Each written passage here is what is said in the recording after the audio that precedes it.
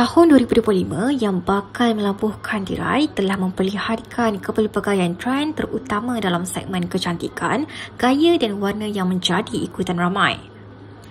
Diangkat sebagai tahun untuk warna muka mus atau coklat yang hangat, gaya jalanan elegan serta minimalis, 2025 telah mencetus simbolik nyaman dalam dunia yang semakin syarat dengan maklumat, bunyi dan rangsangan digital tanpa henti.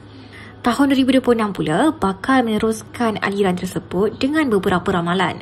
Menurut penganalisis warna Michelle Chan, berdasarkan kajian daripada perusahaan dan sistem standard warna antarabangsa Pantone, tahun 2026 warna putih awan atau Cloud Dancer dipilih sebagai warna tahunan.